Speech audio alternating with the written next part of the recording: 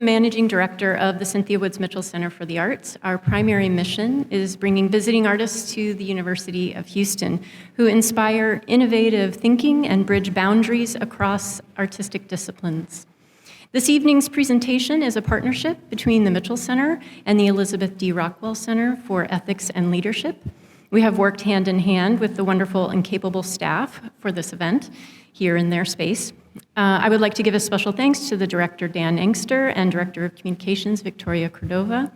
We appreciate the shared vision that art has a place in the discussion of ethics, politics, policy, and leadership. Thank you to the Mitchell Center staff, Sarah Jentz and Jen Butwala, for their tireless work and support behind the scenes for all of this. Earlier today, Nadya engaged with the interdisciplinary arts students from the Collaboration Among the Arts class in an art action at Herman Park. To provide students with this type of opportunity to work directly with artists is one of the prime reasons for the existence of the Mitchell Center. As a leading voice in the global fight against authoritarianism and dehumanization, Nadya Tolokonnikova is one of those rare artists whose provocative art practice and life are dedicated to this endeavor. Her deeply thoughtful approach is evidenced by the rich symbology, multi-layered use of materiality and performance with a basis in activism, philosophy, and feminist theory. Nadya has garnered many prizes and accolades, including an honorary PhD from the Rhode Island School of Design for being a powerful voice in the fight against tyranny. And the Punk Prayer was ranked in the top 5 best art of the 21st century by The Guardian. Tolokonnikova's work is in private collections, as well as in the collection of the Brooklyn Museum, MoCA, Dallas Art Museum of Art and Design, American Folk Museum, among many others. And we are also very fortunate tonight to have Patricia Restrepo in dialogue with Nadya. Patricia is the curator at the Contemporary Arts Museum Houston, where she has worked since 2014. Her exhibitions foster trans-historical and interdisciplinary dialogue, often incorporating performance, interventions, and archival activations. She curated the Vincent Valdez Just a Dream, which some of you may have already seen, exploring overlooked political histories. She has curated presentations with artists including Will Boone, Mel Chin, Leslie Hewitt, among many, many others. And in 2020, co-curated Slowed and Throwed, a multi-part show orbiting around DJ Screw's process of manipulation with artists, including Jamal Cyrus, Shanna Hohen, and Sandra Perry, and too many more to name here. So, with no further ado, there will be a short video, and then we will welcome Nadya and Patricia.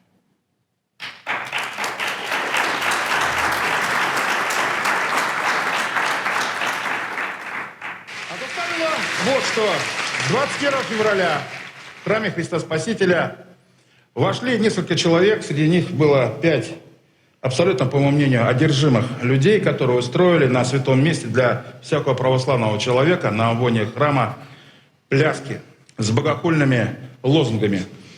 Володя, что это был? Акт войны? Грех должен быть назван грехом. Не перформансом, не политической акцией. Они ведь в точности повторяют то, что делал Союз воинствующих безбожников в 20-е и 30-е годы. Они реально революционерки, они реально бесы, которые хотели изменить наше устройство. Но они тронули веру мою. Я что, должен их прощать? Или я должен сначала их наказать, а потом, может быть, простить, если они захотят это и попросят, а? Меня эти девки оскорбляют, понимаете? Посирают, да, с ними бороться. Если бы мы жили в 16 веке, их бы тут же повесили, наверное, без разговора. Не повесили, сожгли. Сожгли бы. Но мы должны быть добры. Поэтому мы будем законными путями. И она без с умом такая, направляющая все. Да, у нее сильный бес сидит. Она очень сильная по характеру. У нее губы такие, рот как сложит, так упрямый. И это значит будет бороться до конца. Были же ведьмы, которые не каялись никогда. Они что-то там сочиняли, потом, я обратил внимание, они вот начали изготавливать вот эти балаклавы с прорезями. шутливые. Я говорю, девочки, вы что, решили банк грабить, что ли?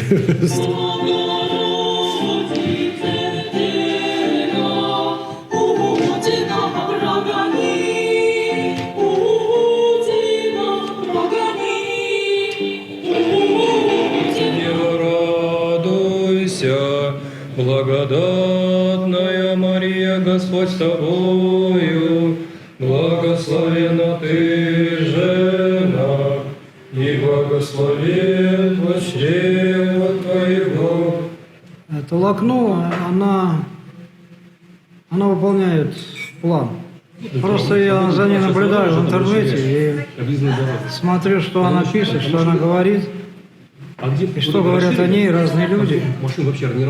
И я вижу, что это сценарий существует очень серьезный по разрушению церкви и государства. Интересно, что в России и сейчас производится панк-феминистская продукция.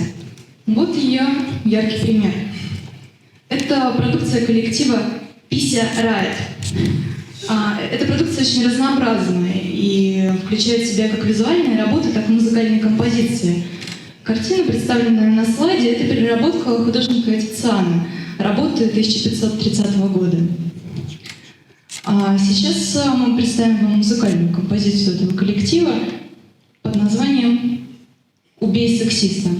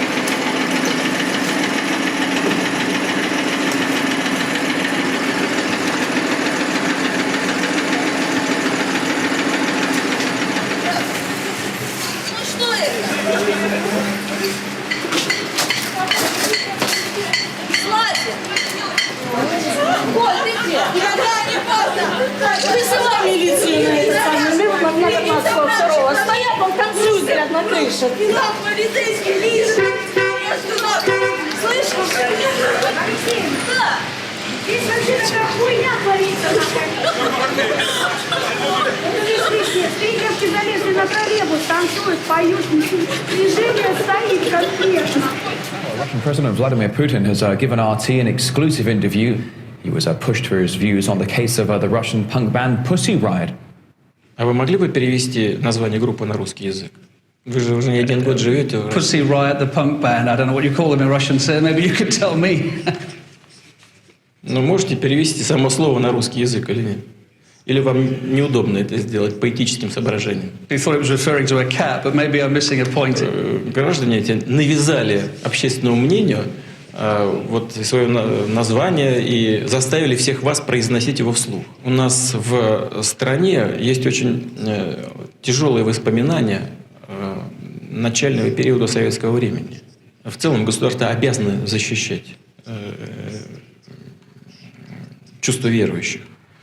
Я считал и считаю, что наказание оно должно быть адекватно содеянному. Танцевала, и я пойму. Сейчас в клетке сидит, ей не давают еду. Грустная, потому что без обеда.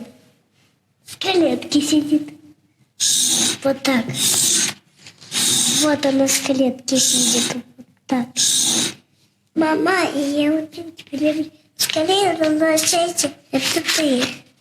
Я приду на пикет, чтобы отпустили маму. Я очень тебя люблю и очень тебя целую. И напоследок мне хотелось бы процитировать песню группы Pussy Riot, потому что, как ни странно, все их песни оказались пророческими. Это следующие строчки. «Откройте все двери, снимите погоны, почувствуйте с нами запах свободы».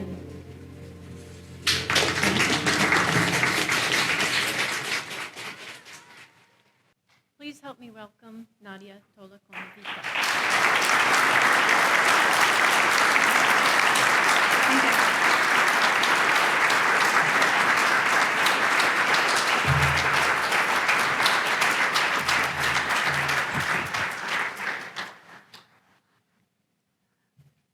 Thank you for having me here. It's a very interesting format for me to come here to University of Houston to teach young people how to protest. That's very cool. When we started Pussy Riot with Kat Samotsevich, you saw the very first seconds of Pussy Riot's existence when we announced about this mythological band. It was not a real band, it was a fictional band called Pussy Riot. Our dream was to develop something bigger than art practice. We wanted to come up with a method, with a language, how to challenge authorities. Prior to Pussy Riot, I was part and a co-founder of a different collective that was called Vaina. Vaina means war, and it was war against conservative public and cultural institutions and the art scene that was extremely complacent and just didn't have any rage in it. And as a 17-year-old person, obviously I wanted to see protest, rage, and challenging existing norms. And so 4 years in Vaina Collective informed me enough in public performance art practice to be able to formulate this this method, really, that Pussy Riot is. I was very demanding to this method. It had to be minimalist and very easily reproducible. Unlike actions that we've done with Vaina, which every action was unique and took a lot of effort to prepare, Pussy Riot is much easier. We didn't have any money, and we didn't have any power or any connections. All that we had was our brains, I hope, our hands, our passion for change, and the unique ability to steal things from the supermarket. So that's what we used the most. Probably we stole the beanies and cut the holes in them. We stole the bright tights. Most of the dresses we had to borrow from our friends, our girlfriends who actually did wear dresses. It was not typical for me to wear a dress at the time. I was usually wearing tracksuits, like gopnik style. And so, yeah, the minimum input, maximum output, that was the demand. We wanted our actions and also members of Pussy Riot to be easily replaceable, but not in a Stalinist way. He said that every person is replaceable, but I guess more in activist sense, that we understand that what we do is very dangerous, and some people would, after a few arrests, they would decide to just stop and withdraw from the collective, which is totally fine, and other people will replace them. In case of arrest or murder of a member of collective, other people can take their place. And we followed certain principles that we developed with Vaina Collective over those 4 years that led up to Pussy Riot from 2007 to 2012. And it was working with recognizable parts of the city, landmarks, taking up as much space as you can, and then we used colorful smoke, flying feathers. We would steal a pillow and then rip it open, and it's beautiful. It's like a shower of feathers. We used confetti. A couple of times we stole a fire extinguisher from a nearby cafe. Well, I have police here, and I'm talking so much about stealing stuff. I'm gonna get in trouble. Wow. Yeah, I'm not known for being cautious. Yes. So we've been good girls. Yeah. And today we did this action near the Sam Houston Monument. We generally do actions not in front of things that we love, but in front of things that are controversial, or like we want to juxtapose our feminine, pink, cute, but really riotous protest.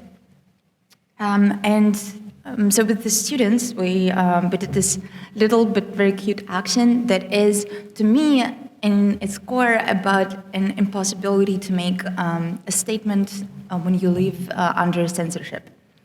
We've seen arrests happening on campuses. We've seen people being detained because they said something that somebody don't like. And it seemed to me that it's time for us to explore how activists in authoritarian societies were using art methods to protest. And when I was talking to participants of the action prior to the action, I brought up things like the umbrella movement in Hong Kong. On its own, I mean, if you know about it, they used umbrella as a symbol of protest. So to me, the most interesting thing about that symbol is like on its own, well, umbrella is not a gun. Like right, if you arrest someone for just having an umbrella, you kind of look weird. But it has this additional sense, and it's more subtle, but it's not less strong because of that. There is a movement in Belarus. At some point, it became impossible to protest. Like no symbols, no banners, nothing. Only thing that people felt like they can do is to clap. So they would come to government buildings and just start clapping. And at some point, the government banned public clapping. And just you make the government look stupid using this kind of thing. So, like for example, if anyone would ever get in trouble because of this action, and we don't even know what's written there. It's censored, and so it's a censored statement about censorship. And so this sign was not developed by us. It's a sign that was taken from the practice of artists who I really, really love. Their name is Komar and Melamid. They moved from USSR to United States somewhere around 80s. They're known as soc artists, which is like social, I guess, Soviet pop artists. So they had this banner, it's the same exact one, but in red, and they called this one an ideal banner. I guess because you can project any meaning you want on it. And I'm really happy that we're in touch with one of them, and we sent, after this action happened a few hours ago, we sent it to one of the artists, and let's see what he tells us. Well, I think now we can move on to the second part. But again, what we implemented here was using, taking up a lot of space, using landmarks, really working with documentation. We have 2 great photographers, and for the last 2 hours, well, I was napping. I'm an old lady, but everyone else was working and photoshopping the photos.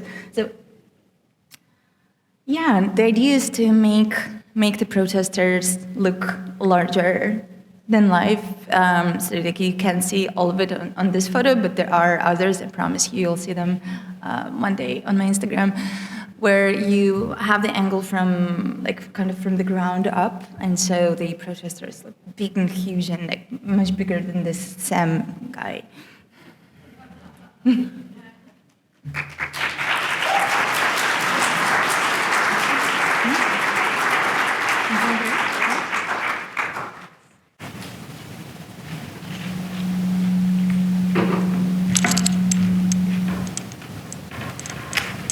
Thank you, Nadia. How was it for you to participate? To participate? Yeah. Oh, apologies. Which one of us would that be? Oh, maybe we need to kill that mic. Oh, yeah. Can we kill it from here? it possible? I don't really know what to do with it. We'll figure it out one day. Is there anything we should do? Is there tech Like friends? a sound engineer or something? Oh, someone's on it. Not okay, they're on it. Cool. Okay. Hallelujah. We've arrived. It was such an empowering experience. It was my first action to be inundated in Houston's iteration of the Pussy Riot, along with, I hope, a good size of the contingent of the group here. I hope so. I hope they all made it. It was so refreshing to be in this space growing up here in Houston, but to have never interfaced with this fraught legacy of what Sam Houston as a slave-holding unionist symbolizes. And so I imagine the fraught nature. I apologize, I couldn't hear everything you were saying in your lecture behind stage, but I imagine that you were aiming to tease out some of these complications and the fraughtness around the site. And I think we were relatively well received. I know folks were curious and wanted to peruse and circumnavigate. There was one man who I don't know if you saw the man on the motorcycle. No, I haven't. But some of the students noted was making lewd gestures towards us, but besides, not what that did I you say, like this or something? No, more body fluid related. Oh wow, that's cool. Yeah. So that's awesome. Yeah. So you're provoking a response in a city that sometimes people say never wakes up. So congratulations. Wow. I'm so thrilled to have you here in Houston. You're such an icon, and it's so rare to share space with someone who has risked so much in such hostile conditions, and you've done all of this in service of art's radical potential to pierce the everyday, just like we did in this protest and in this activation. I also think about the ways in which... Sorry. Okay. Better? Yes.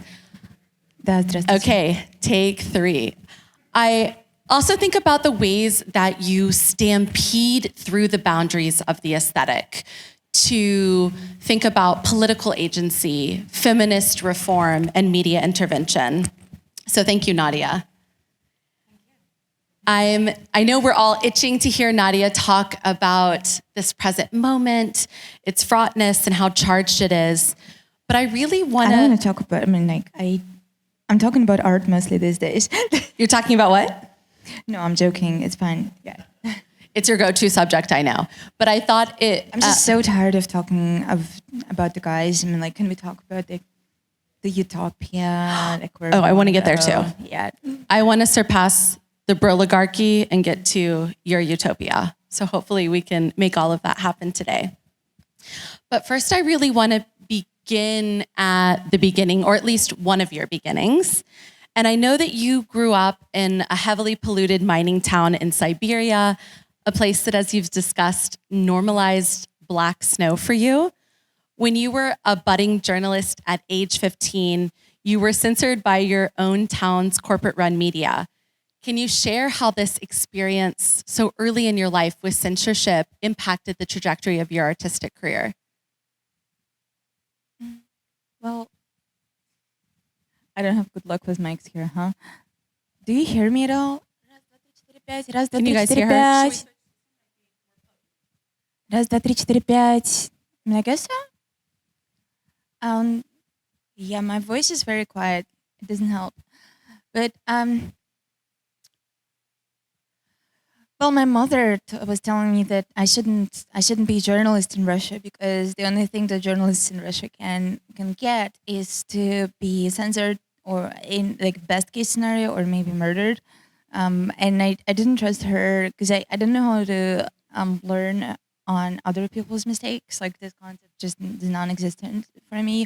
So I'm always learning on my own mistakes. And luckily, I had pushed back really quickly. So I didn't waste 10 hours of my life trying to be a journalist to figure it out.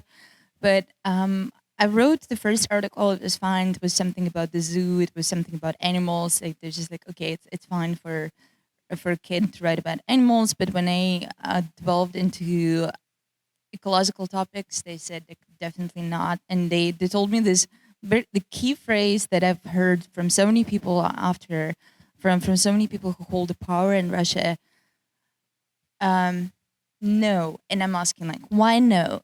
And they tell me, you understand why. And I didn't understand. I was a kid. So I questioned, and they repeated the same phrase. And then the same thing happened with me over and over. When I got arrested, same thing. Why? You understand why. And I think that's the nature of Pussy Riot and of my art practice. I always question, but really why? Can you, I want to dig a little bit deeper though into this experience. You're 15, you're concerned by your surroundings and your environment. You travel outside of this town in Siberia for the first time and you realize snow in other places is white. And you are trying to unearth concerns and considerations around the treatment of the land and the 3 factories that surround you. How did that experience catapult you from thinking that journalism was your trajectory to really wanting to seeing art as a vehicle for disruption?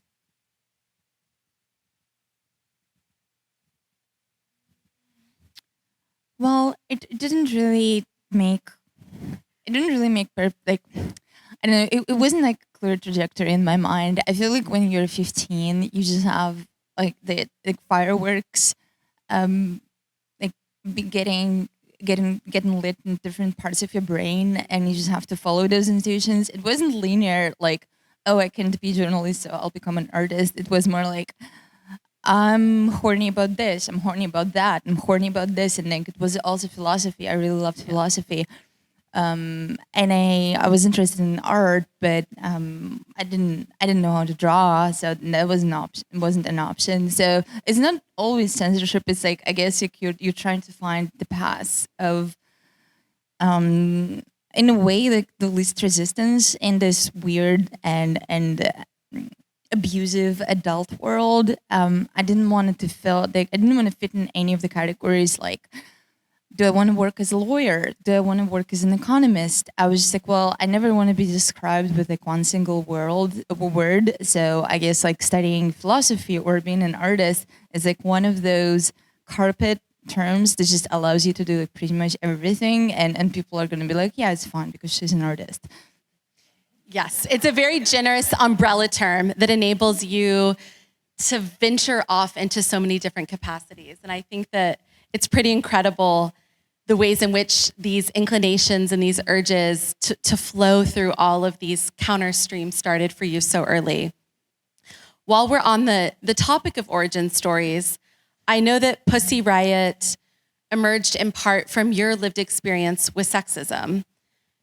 And I'm curious if you see a link between the exploitation of the land and of bodies, and if so, how your practice engages this connection and entanglement between feminism and ecological concerns. I really love Judy Chicago's statement about it. It is connected in a way that it's extractive. So like the way we look at female body, we look at it as an incubator. So hence you have like all the prohibitions, like abortion bans, etc. Because you look at the female body and notice something that has its own dignity and like value in its own, but it's basically a vehicle. It's a vessel for something. And in the same way, we look at the earth. So that's why we extract as much as we can, and then we left it dying and bleeding. Yeah, I mean, we're here in Houston. We're also operating in a site of extraction models and models that stem from these patriarchal exploitations and ravagings of the earth. So I'm really excited to see ways and discussions that you've had about how your fight against misogyny and the way that it's embedded in our structures, in our systems, is also so deeply vested in ecological concerns. And that makes me think about your larger artistic sensibilities and the concerns that really come to the fore for you. I, as a curator, am deeply invested in the legacy of the Artist Manifesto, the hyperbolic yet potent statement that artists have been turning to for over a century to think about the world, to assess it, to provoke it, and to offer a new vision. If you were to write a manifesto for this moment, what would it demand or what would it dream into being? I think I'm a little bit better at making statements with my art than making manifestos, but I've tried a couple of times. So I'm working right now on the project that's called 100 Utopias, and I think about that one more like as my manifesto. And we were actually today before the action we went to Cistern. I don't know if you've been in Cistern, it's so beautiful. And so we're looking at places like that, like temples of this beautiful religion of the future. You know, like there is something about secular culture that is definitely lacking, like this sense of beauty and mystique, and something that lives beyond our understanding. So I'm not religious, but I'm sticking to all sorts of religious signs and symbols because I think it's potent. It's helpful for a human to know that there is something bigger than you. I mean, it makes you a better person. This promise of eternal life also makes you a better person because if you think that you just live and die, then you're extractive. It just turns you into an asshole.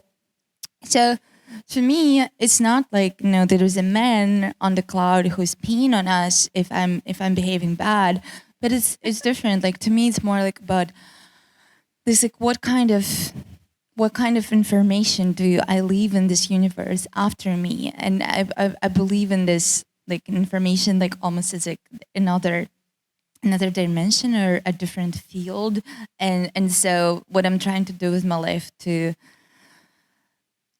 really leave a legacy that is that I'm not going to be ashamed in a million years from now. And it's this big big ideal. So with these utopias, I'm trying to think long term. And I know lately people were talking more and more about long-termism, but I don't think they talk enough about it because we live in a cycle. I mean, we live in a 24 hours news cycle, and we tend to forget about stuff after it's gone from our phones. So I'm trying to raise questions like, what's the world that we want to live in 100 years from now, in maybe 10,000 years from now, or 1,000,000 years from now? And one of the books that was very instrumental to me in thinking about it was Nick Bostrom. He's an author of this super mega hit, this called Superintelligence, where he was writing about the dangers of AI. But now he decided to look at the different side of AI and think about, he called it deep utopia, and he talks about so-called solved world and about different stages of the solved world. Things like, like what if we get rid of all of the diseases? He talks about like when we reach immortality, when we reach a possibility of actually transporting our bodies. How do you call it? Teleportation. Mm-hmm. Yes, teleportation. So you can actually travel. Okay, it's like all this like really exciting, powerful futures. And I think to me, the reason why it's really awesome to think about it, because it puts more pressure on us today, because we are at this very dangerous moment of civilization when we're like almost like a baby with a gun. We have all this technology, but we don't really have brain developed, or at least like our collective brain is not developed good enough, our ethics is not developed. So for me, it's so thrilling to just look into the future and see and what we can do with our brains and capacities. What kind of AI can we create? How can we make it human friendly and make it enhance our abilities instead of destroying us? And one of the most interesting things for me, that's why I want to live forever. I would really love to. I don't think I'm going to be one of those because I'm not Elon Musk and I don't have money. But I want to. It was always my dream to wake up one day and have a dick, and just like have experience of being in a different gender. I think that's really refreshing, and I think it is something that will remove most of the problems that we have. All the tensions that we have between genders right now. Relatedly, I know you're also interested in the possibility of women and folks with uteruses no longer being required to carry a child and what that might look like in terms of opening up new potential when folks who have the capacity to carry a child are no longer obligated in order to keep the earth continuing. Totally, it would be really thrilling. I think some people will still, even if they'll figure out how to grow a child outside of human's body, I think some people will still opt for growing it inside of their body. Like, why not? I mean, some people don't like antibiotics. It's their choice. But it'll also be really cool for me if there will be a possibility for a man to carry a child if he decides so.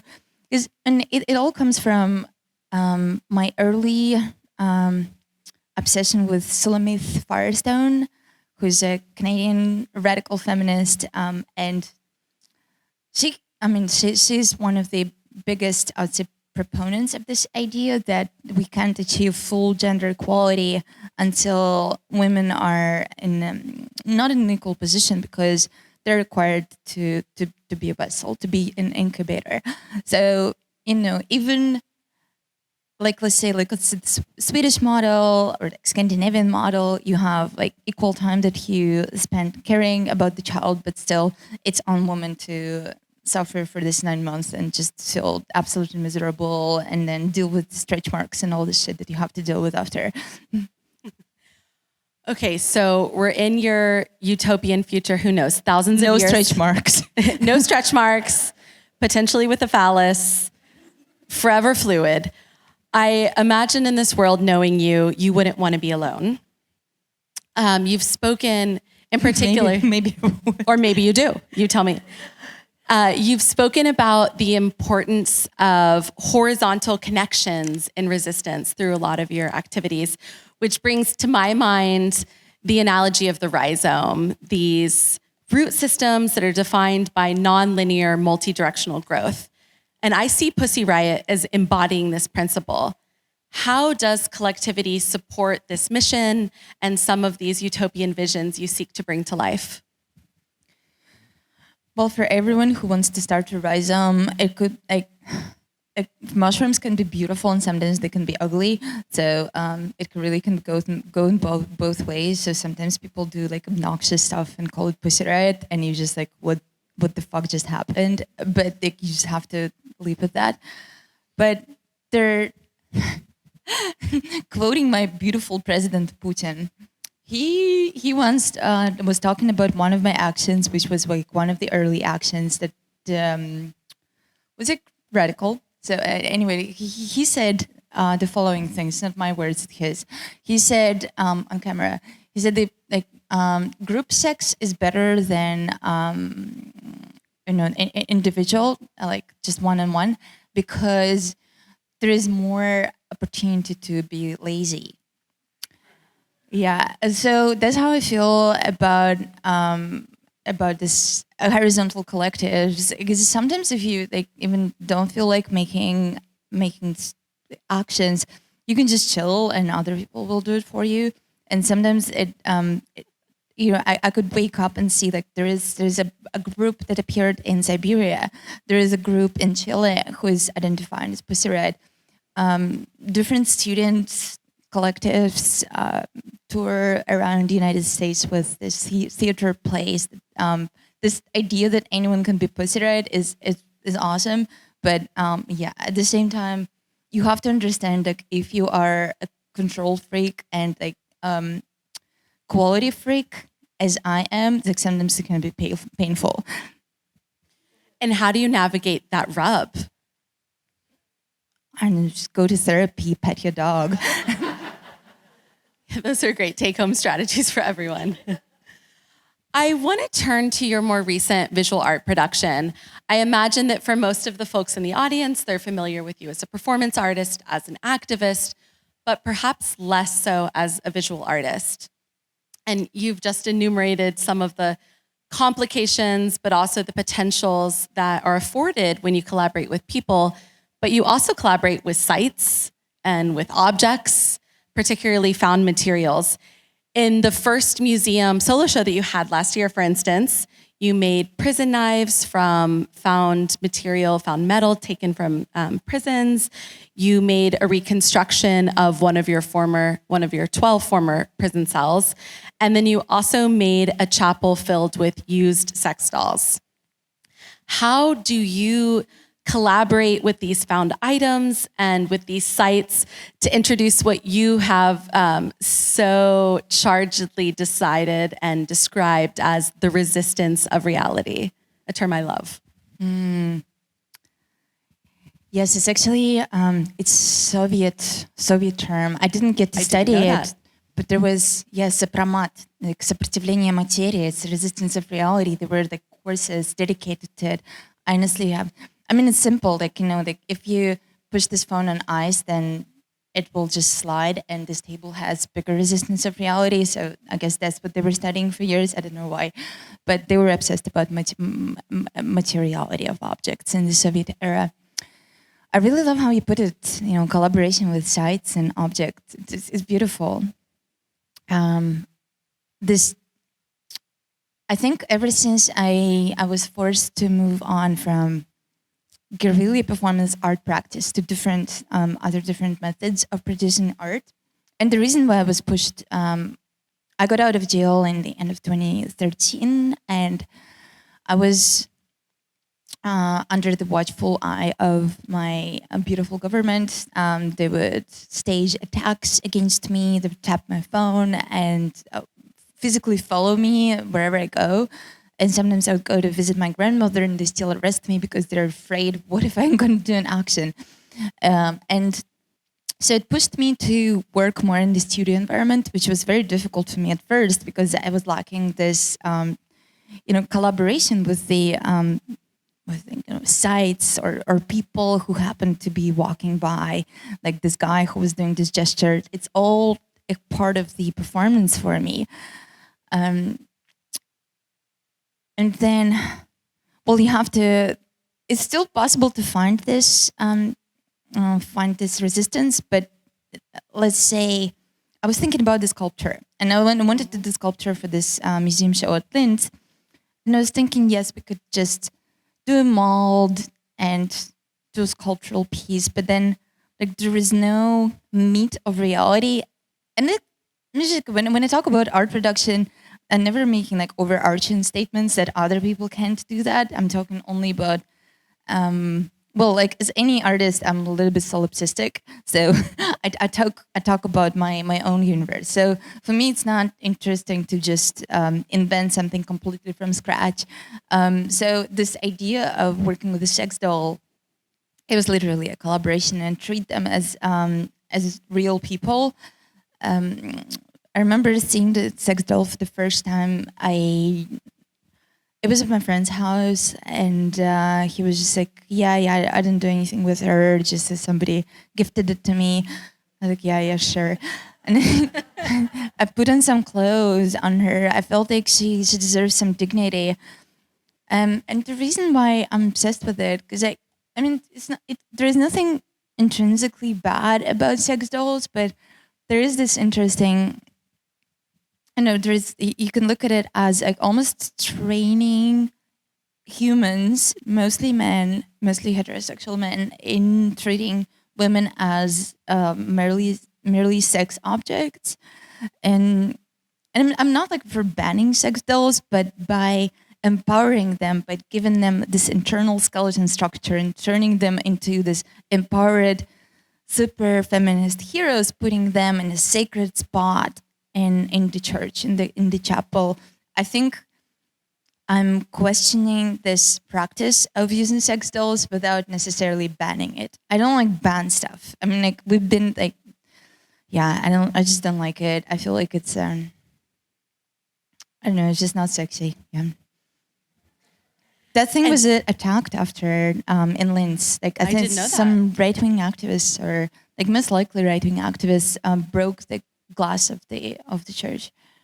And we see that as a through line in so much of your sculptural work, even the riot shields from the Russian authorities that you've repurposed as both instruments and found sculptures that you've altered.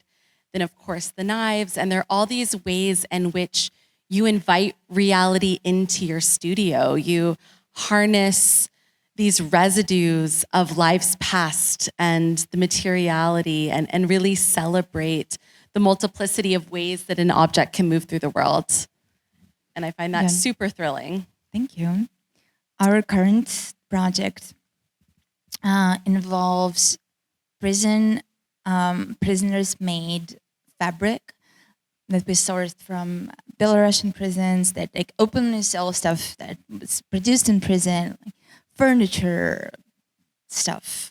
It was difficult to ship furniture, so we shipped bed sheets, bed linen, and it was a special military operation because there is no you can't send money directly from the United States to Belarus. I can't tell them that I'm getting these things for the art project, so I had to create a different persona and find anyway, special military operation. And we also ordered some of the fabric that is made by American prisoners, and we're going to use it as canvas for a number of art pieces for Police State, the exhibition installation that is coming up at MoCA this summer. Congratulations. And we also see that play out in the way that you intervene in urban sites, like we did today in Houston's Museum District at the Sam Houston equestrian statue. And I apologize, like I said, I couldn't hear you when you were giving your talk backstage, so I don't know if you were able to expand on why you were drawn to this fraught site for your Houston action.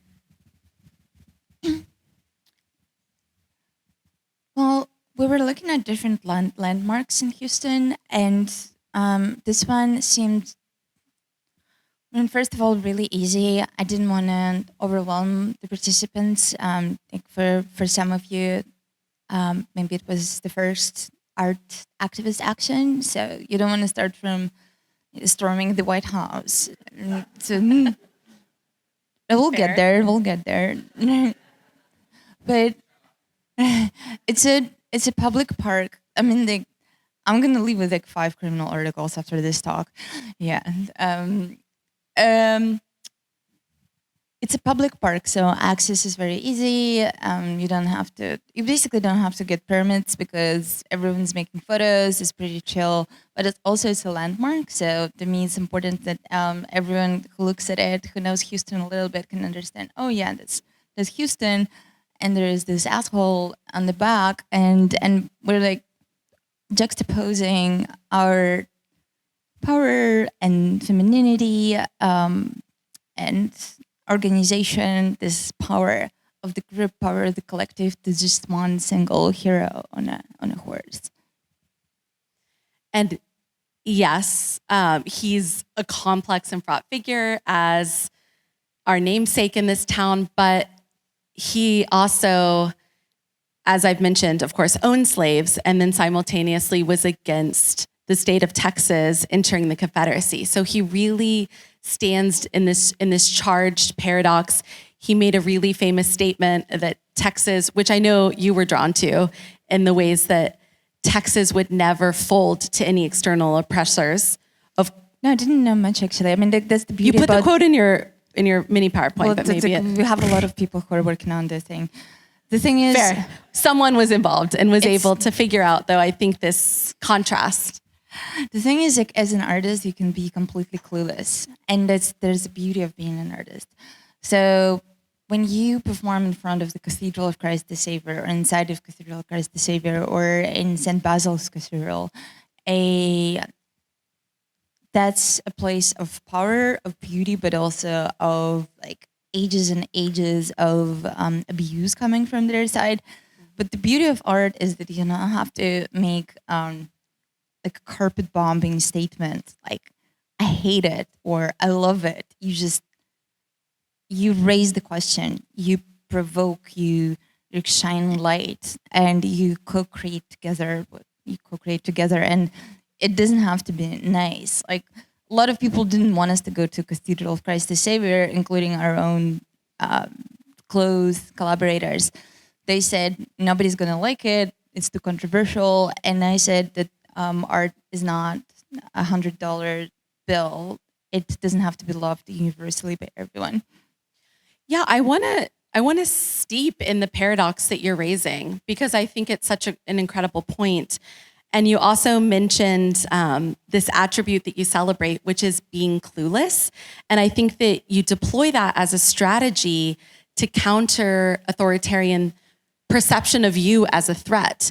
I think about the ways, and just like Sam Houston, you're a paradox. You're a revolutionary threat who often carries a Hello Kitty backpack. You're a matriarch of a new Russian Orthodox church. You're a sculptor who's drawn onto Russian riot shields tiny flowers.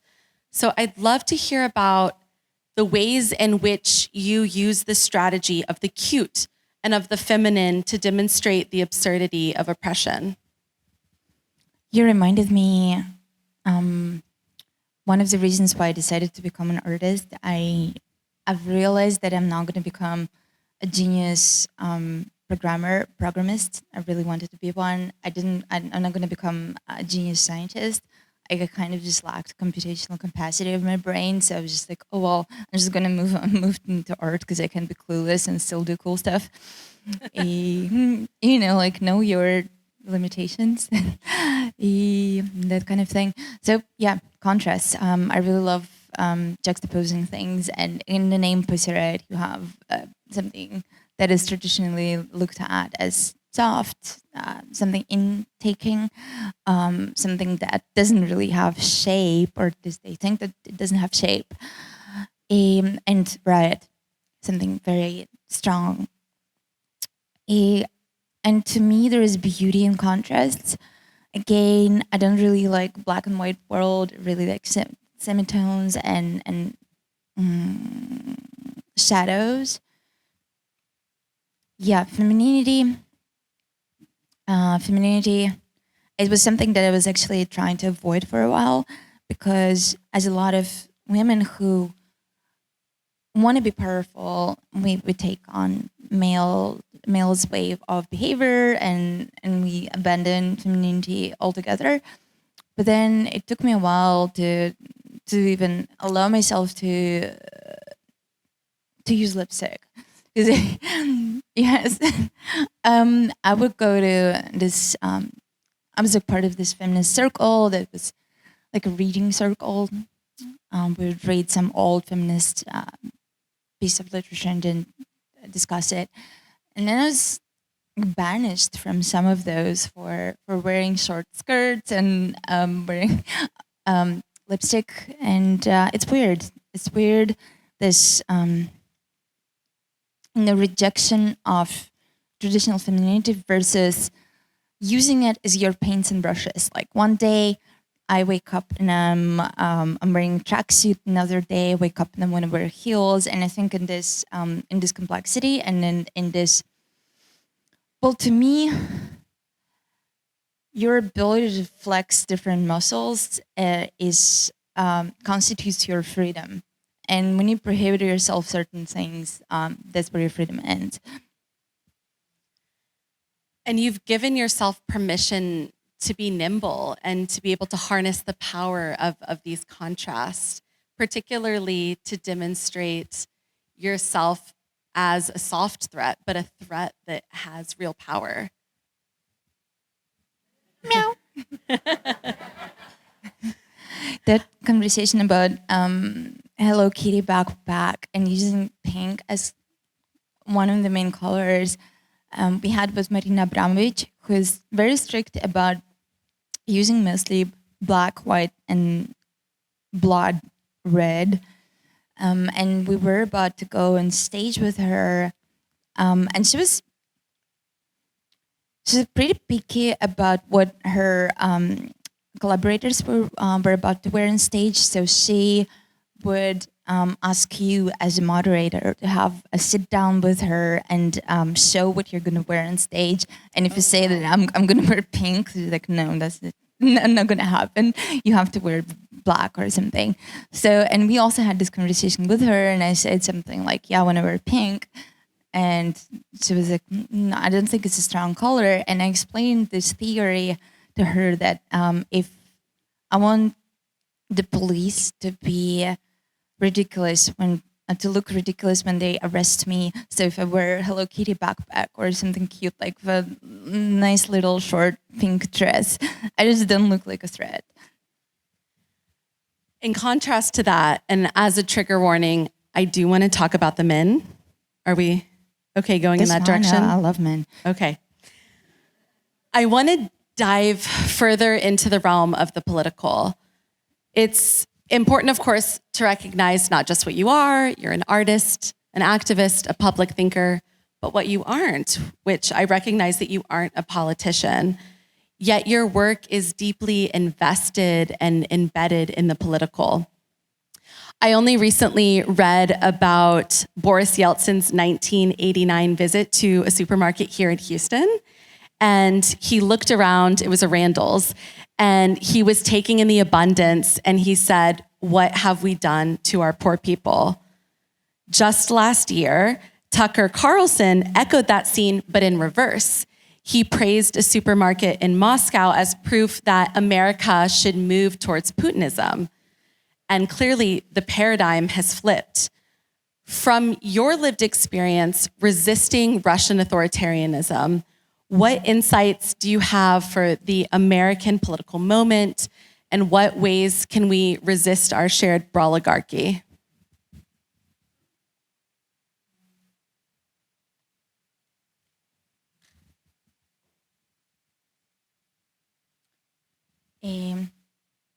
The question is that how are they similar? I don't want to prescribe your response, so however you feel moved, whatever you feel moved to share, but the core of the question is, from your vantage point, what insights might you offer into our present moment? Well, I think this little course, or this little combination of practice and theory is what I wanted to offer. I don't know where your country is going to go. Again, I'm not a political scientist, but it can go in a lot of different directions. And in the same way as Russians in the beginning of 2000s didn't know that Putin is going to bring their country to authoritarianism, you never know. Things could change. So, just learning, like looking back into the past and learning about methods that dissident artists were using, like in East Germany and in USSR, things like this. You learn how to say things loud and clear without putting yourself in a direct danger. And this Moscow conceptualist group that I was growing up on, they were my gurus, if you wish. Like, they really mastered this method. One of them, Andrei Monastyrsky, actually started as an activist. He, in 1968, I believe, or 1969, he was arrested at one of the manifestations in Moscow, in the center of Moscow. And what he found out, he's like, I just don't like being arrested. I just wanted to make my art, and I don't want to deal with the police because I don't feel like it's productive to my art. It just feels like it destroys me. It kills my creativity. So he didn't change his political views, but he changed his method. And so instead of making performances in the middle of Moscow, they invented something that they called collective actions, and it was something like very subtle, but that historically has incredible potency because you look at these people doing it for years and years and years and showing it to each other at this like so-called apartment exhibitions. They only could show it to 10 people like them because if it would, if more people would know about it, one day it's going to reach authorities, KGB, etc. Next thing you know, you're locked up for 10 years in mental hospital, being treated with like horrible medication that turned you into a vegetable. They were doing similar type actions. Like a lot of different actions, but including this type of actions. They would travel far from how to say it in countryside near Moscow with slogans that would have not straight up political value, but more like poetic value.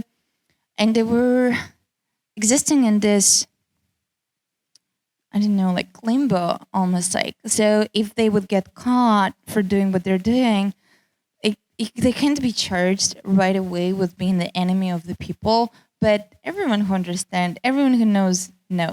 So yeah, I was curious about teaching people here about this more subtle ways, because I feel like to protest, you need to figure out a way how to protest, like almost on a daily basis. So only going to the streets once in 4 years, that's not enough.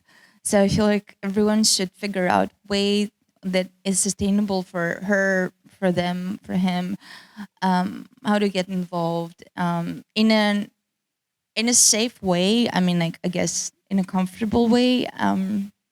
But getting outside of your comfort zone once in a while as well. It's a gentle dance.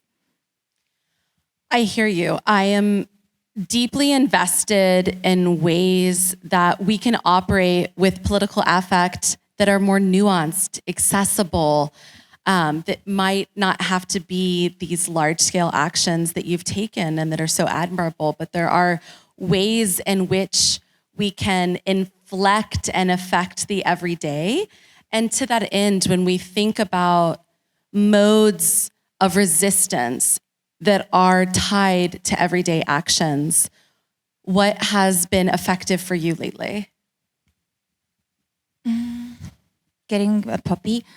That was the best decision after Trump got elected because I went into internal puppy immigration. But there is this artist, I'm not going to name her because she still lives in Russia, so I'm so radioactive, you have no idea. If I name someone who still lives in Russia, they can get arrested like in 5 hours. I'm not joking. So there is an artist, and I'm not gonna name her, but after the full-scale invasion of Ukraine, she decided not to immigrate like a lot of us did, but she decided to tone down her statements. So she's not gonna get arrested immediately. I mean, like if you say something like, if you just call the war, you're getting arrested and thrown in jail for 20 years immediately. So you have to be like really careful if you want to continue to do some sort of social work. So she was doing things like exhibitions in her apartment building, like in front of her, like in the hall of her apartment building.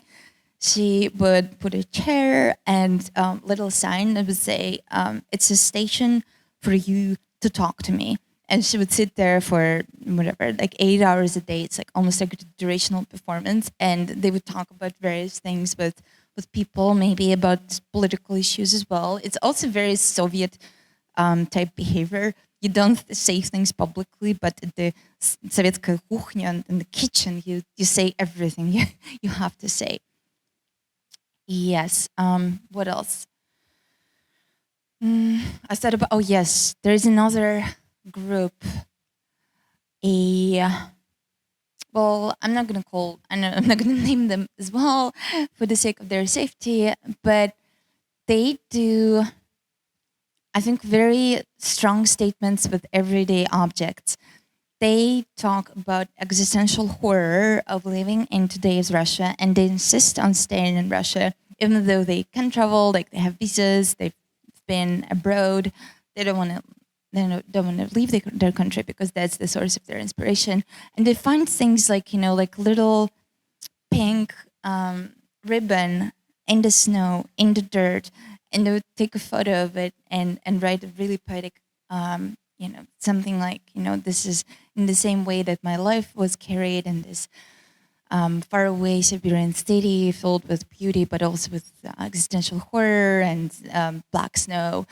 And then, there is no political statement, but you know what she means, right? As we're thinking about these delineations between different scales and modes of activist action, I'm also curious about where you draw the line in terms of what you're willing to engage in. Of course, when we think about someone like you, it's evident that you're willing to risk so much: your life, your safety, your health, your home, your privacy. And I'm increasingly drawn to thinkers like Fred Moten and Edward Glissant, who offer us the option that being passive is not necessarily, that being refusal is not passive, but rather a site of power. And in that mode, I'm curious about, in the barrage of external constant demands that meet you, are there any boundaries that you refuse to cross? And where do you see your responsibility ending and your right to be unknown and illegible beginning? Well, I'm not big on self-censoring, so the upcoming thing in Mocha is called Police State is pretty self-explanatory, I think. I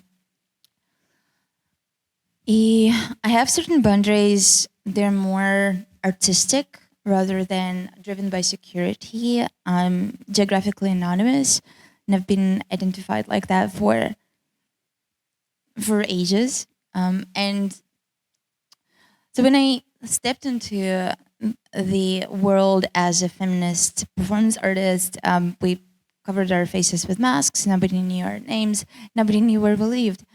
And then we got demasked, de-anonymized by the court. But one luxury I still have. People don't know, or most people don't know where I live. And it's difficult to explain it to the media. Like it's somehow given that if you talk to, let's say, CNN or MSNBC, they just feel like they must say where you are at. And it takes a lot of education and persuasion to tell them that, no, this is a part of my identity. I'm anonymous. Like, you're not going to be, or I hope that you're not going to be ridiculing a person if they say, like, refer to me as they, them. You'll be like, okay, I'm going to refer to you as they, them. But if I say I'm anonymous, they're just like, yeah, but why?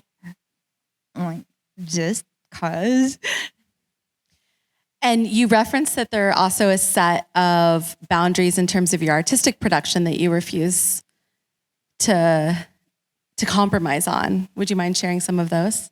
What do you mean? Like said today? No, what you just said in your answer, that there maybe some of your boundaries are less tied to your safety, but to some of your artistic production.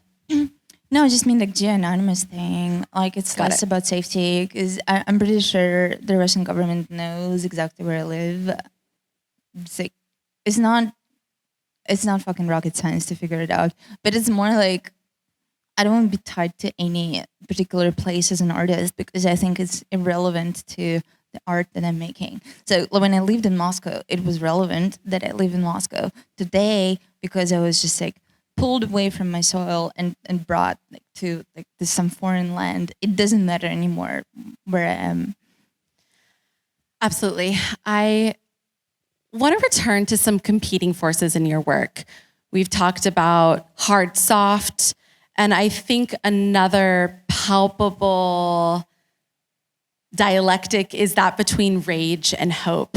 You've previously described your art as a weapon and you see it as a tool for confrontation.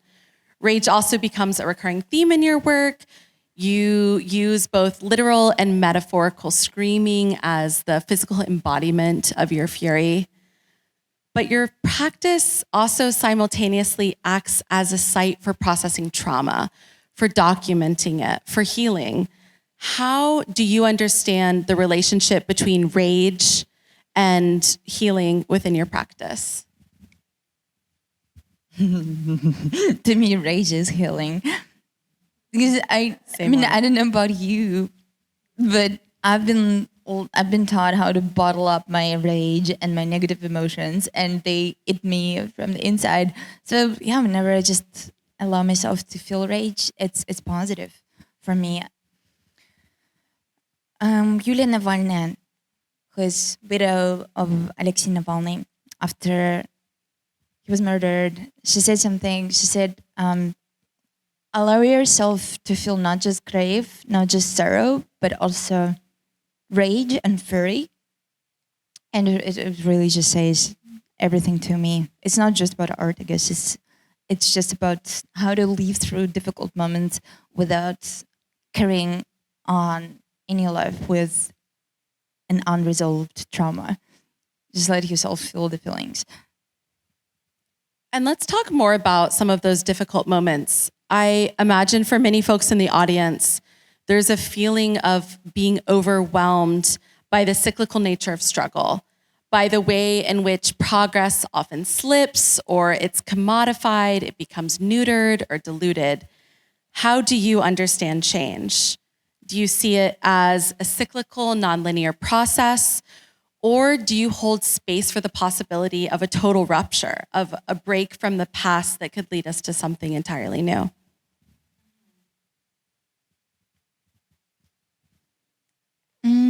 Well, the thing is, you never know, and it's a beauty and a curse. Example: end of 2011, we start Pussy Riot, and coincidentally, Russia starts to protest. So in our little stupid heads, it looks like we started the protest in a month. Entire Russia goes to streets and wants to see change. People were demanding free elections. They were quickly radicalizing. They were demanding Putin to go away once and for all. And it felt totally possible in the end of 2011, 2012. But then, and I think that was the moment of like the point of bifurcation, you know, that moment when the butterfly wing can change the entire history. But something didn't turn in our direction. It turned into the direction of Putin, unfortunately. And we're in the ass, and he's totally winning. But I think it's important to write the history of losers as well, because then, I mean, it's like almost takes more courage to lose. Yeah, it's painful.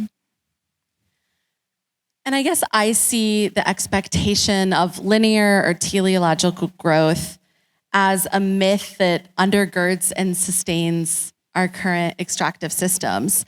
And I imagine, given that Putin's still in power, and this is a mission you've been on for what, a decade and change, that you also have to come to terms with the fact that the results of your efforts aren't immediately graspable. Sometimes you're waging the same war on repeat.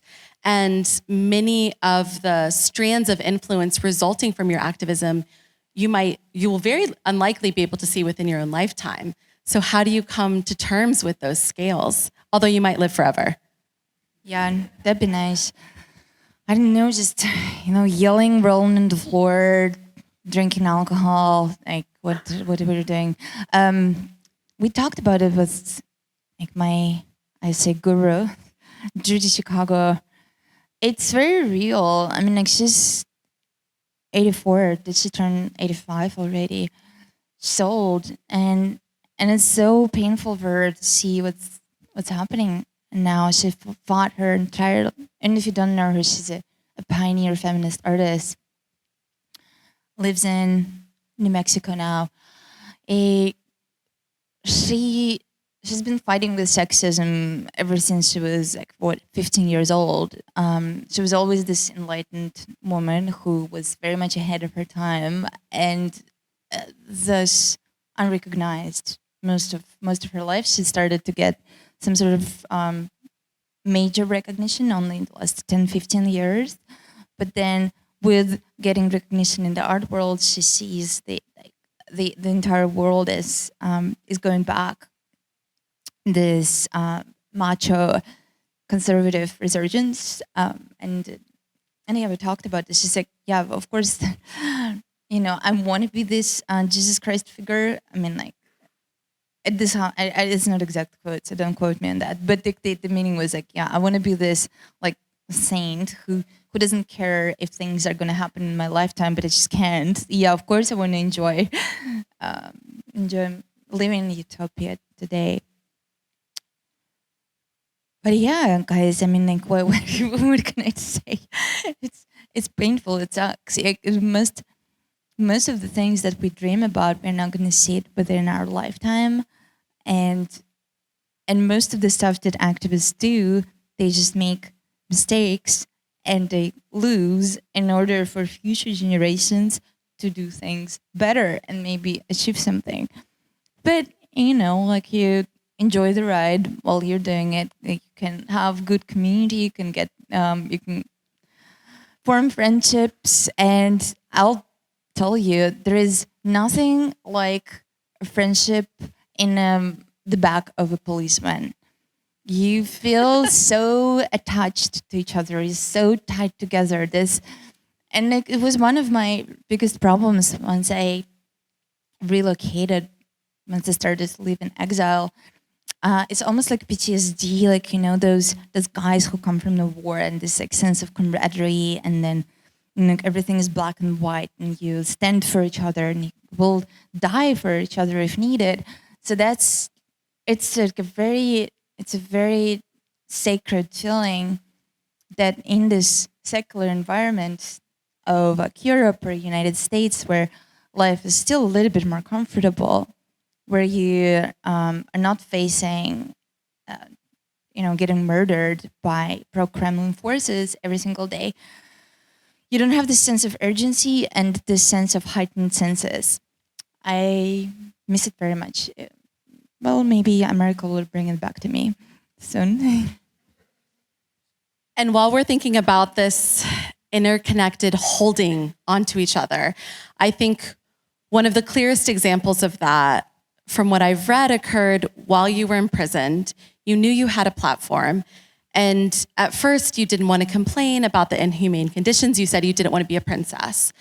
But then you realized that it was really your ethical duty to use your voice, to not be silent in the face of injustice, and you were able to garner visibility in terms of the injustices that were occurring within the prison. And to that end, I know that there are people here in the audience who feel frustrated, uneasy, or full of pain about our current moment, about this climate.